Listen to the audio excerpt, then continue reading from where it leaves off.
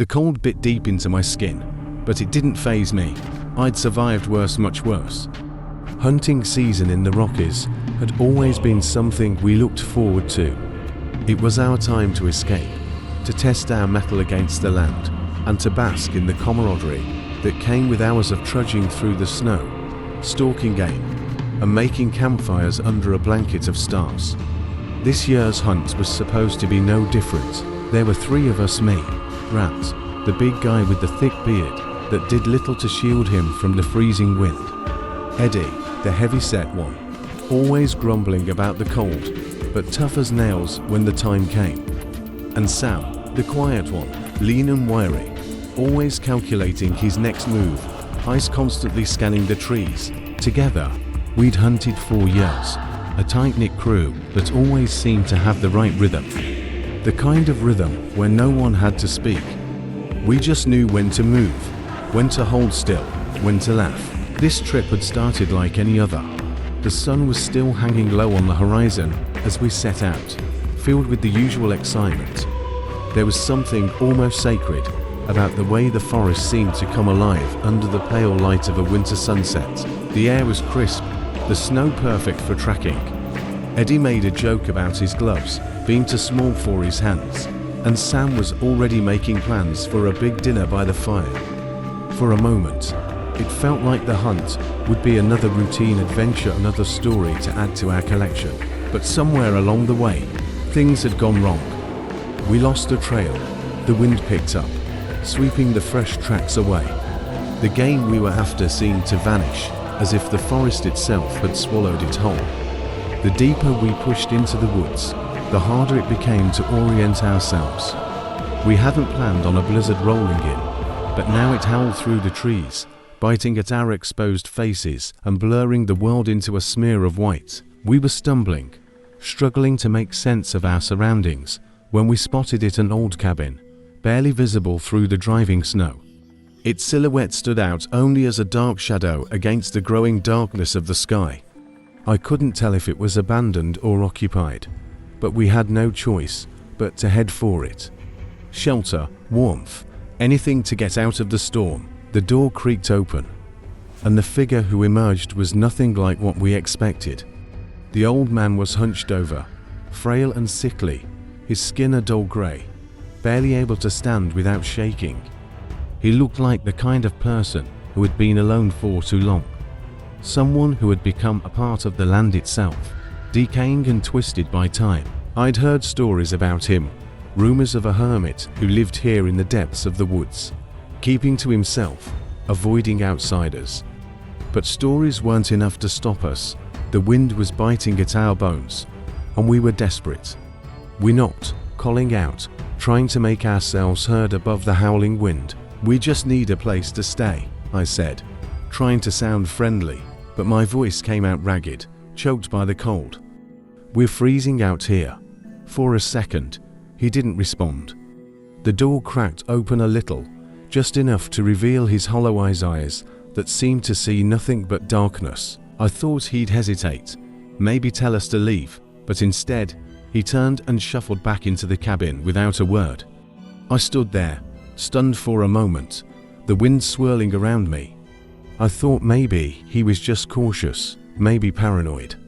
Maybe it was just the cold, making me feel things that weren't there. Then, without warning, the door cracked open again, just enough for a sharp, deafening gunshot to tear through the night. Time seemed to freeze. Eddie, who had been joking about the cold just minutes ago, was gone. He never saw it coming. The bullet hit him square in the chest. I watched him frozen disbelief as his body crumpled to the snow, his mouth opening in a silent gasp. The world around me felt like it shifted out of focus, the cold no longer biting, but numbing. For a split second, I couldn't process it. Eddie was gone. There was no mistaking it. One moment, he was standing next to me, and the next, he was on the ground, blood staining the snow. My mind tried to make sense of it, tried to tell me it wasn't real, that it couldn't be happening. But the old man's figure, standing there in the doorway, didn't seem surprised. His eyes never left us, cold and empty, as if he'd been waiting for this. Then the door slammed shut, and the unmistakable sound of a rifle being cocked echoed from within. We hit the ground instinctively, scrambling for cover. Sam, quicker than I was, dragged me behind a tree. I could hear the door splintering, the air splitting, as the old man fired again and again. The bullets whizzed past us, missing by inches, but I couldn't think. My chest was tight, my heart was racing. Eddie, my best friend, was gone, and I couldn't understand why. The world felt surreal, as if we'd stepped into a nightmare. I could hear Grant's voice, low and frantic, but everything was muffled by the ringing in my ears. We huddled behind trees, our breaths shallow, hearts pounding in the frigid air. The shooting stopped, and for a moment, I thought maybe it was over. Maybe we could escape, but something in the air had changed. It felt thick, charged with something dark, something we couldn't see, but knew was closing in. I kept thinking of Eddie, his body lying in the snow. No one ever expects it. No one ever expects a friend to be shot down like that. And the way he dropped like a ragdoll, lifeless before he hit the ground, would haunt me for the rest of my life. Fear surged in my chest, but I couldn't stay frozen. We had to move, had to get away. We weren't safe. Not with that old man out there, watching, waiting. We retreated deeper into the woods, the weight of what had just happened pressing down on me like a suffocating blanket. Eddie was dead, and there was no going back. The snow seemed to close in around us, thickening with every step, and the wind howled through the trees like some kind of warning.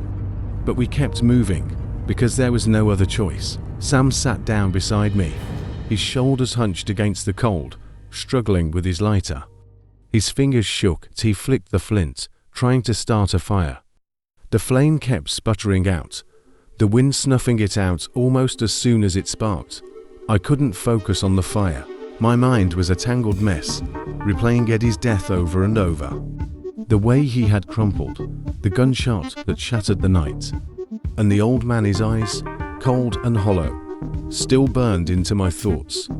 I couldn't shake the feeling that he was out there, watching us, even now. I leaned back against a tree, trying to steady my breath.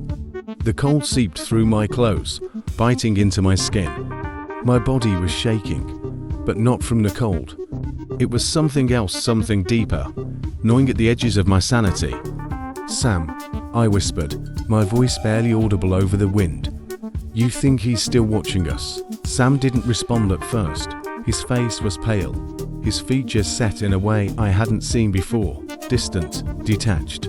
He was still trying to light the fire, his hands fumbling with the lighter, but it wasn't working.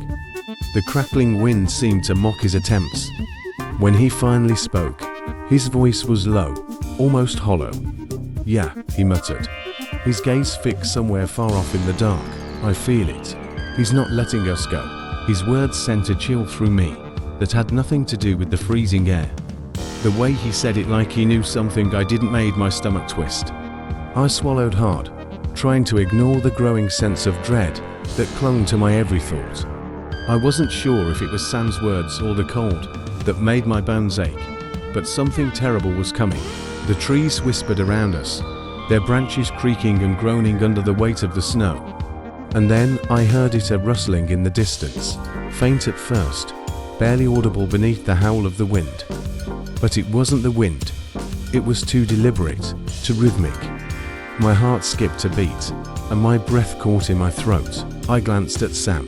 His face was even paler now, his eyes wide with something I couldn't place.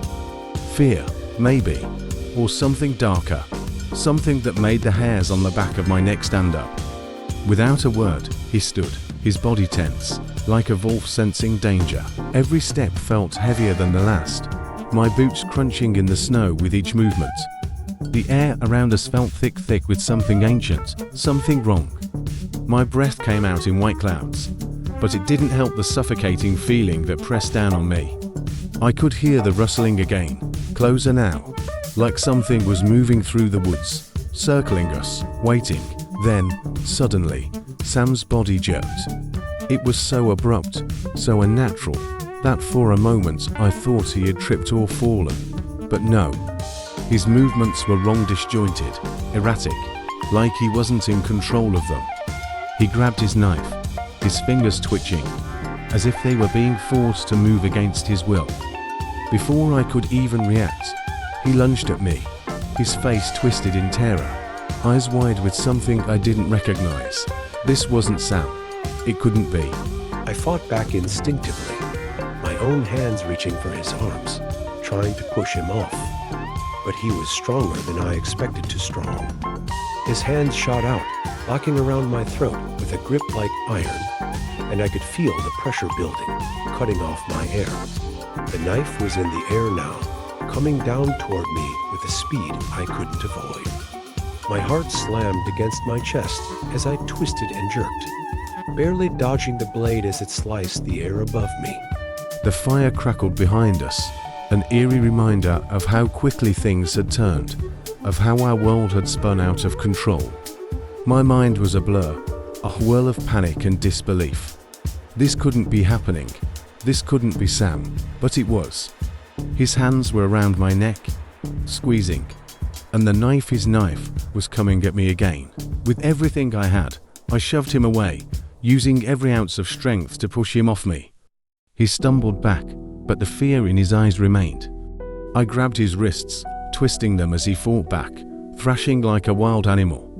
The knife was in my hands now, and without thinking, I drove it into his chest. Sam's body went limp with a final, horrifying scream.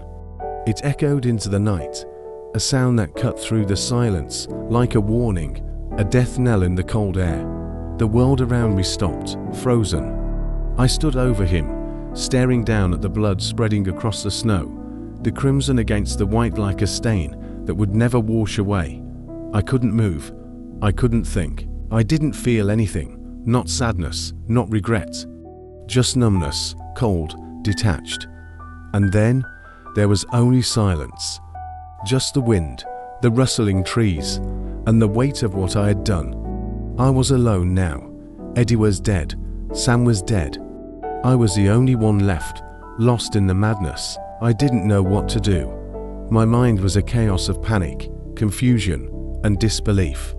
I didn't want this. I didn't want to be here, standing in this nightmare where I had killed my own friend. I hadn't wanted to hurt him, but Sam, Eddie were both gone. My legs moved before I could think, carrying me through the snow, back toward the cabin. I didn't remember deciding to go there. I don't even remember making the choice. But somehow, I was standing in front of that cursed cabin again, as if my body had taken over, dragging me back to whatever fate awaited me. I had to know the truth. I had to get revenge for them, for Eddie, for Sam. The thought of it gnawed at me, like something sharp scraping at the inside of my skull. I reached down to my side, fingers trembling as I found the cold, heavy weight of the gun we'd abandoned earlier. The metal was cold against my palm. I didn't want to hold it. I didn't want to take another life. But my grip tightened around the barrel, the cold of the metal sinking deep into my hand. For a moment, I felt like I was being pulled, dragged forward towards something inevitable. The air was biting at my skin. I took slow, hesitant steps closer to the cabin. The wind howled in my ears, and the first light of dawn was just beginning to break over the horizon, casting long, jagged shadows across the snow-covered ground. "Come out, old man," I shouted, my voice hoarse, rough from the cold and from the terror that clawed at my throat. My voice echoed through the woods, but there was no answer. "Come out, or I'll kill you." I didn't even recognize the sound of my own voice, ragged, desperate. The gun felt heavy in my hand, like a lifeline. Without thinking, I raised it and fired. The shot rang out, a deafening crack that splintered the door. The wood buckled under the force of the bullet, and for a moment, everything stopped. The silence that followed was unbearable. Then came the old man's voice, weak, strained. "Okay, I'm coming out." The door creaked open, slowly, almost painfully. And there he was, standing in the dim light of dawn, the old man, his face gaunt and sickly, his body shaking, his eyes vacant, but in his hands garden shears. He held them at his neck, his hands trembling, as if he were about to, I don't know, end it all. I froze, my heart slamming against my chest. Confusion churned in my stomach, and I couldn't move, couldn't process what I was seeing. But instinct took over. My hands didn't hesitate. I raised the gun. "What are you doing, old man?" I demanded, my voice trembling, almost pleading. He didn't answer. His eyes stayed vacant, like they were looking through me, not at me. A pit of dread opened up inside me, deeper than the cold, deeper than the fear. I took a step closer, my breath coming in ragged gasps. My hand was shaking, the gun still raised, but I couldn't stop myself. "Why did you shoot at us?" I asked, my voice tight with fear. "We didn't mean you any harm. We just needed a place to stay." Still, no answer, but something shifted in the air. I felt it like an invisible pressure. My skull began to ache, a vice slowly tightening around my brain, squeezing until I could barely think. It was like something was pushing in on me, forcing me into submission. The cold didn't matter anymore. The air didn't matter. I stood frozen in place, staring at the horrific sight, unable to comprehend what had just happened. The world tilted, spinning out of control. And then I understood. It wasn't him. He wasn't in control. It was something else, something far worse. The pressure in my skull intensified, suffocating. I couldn't breathe. I couldn't think. The shadow was in my mind now, inside my thoughts, pulling at the very fabric of my sanity. It was twisting everything, my thoughts, my soul, my very being. I tried to fight it. I tried to push it away. But it was too much. The presence grew stronger, sinking deeper, crawling under my skin. And then I heard it. The laugh, cold, manic. A laugh that sent ice through my veins. And then everything went black.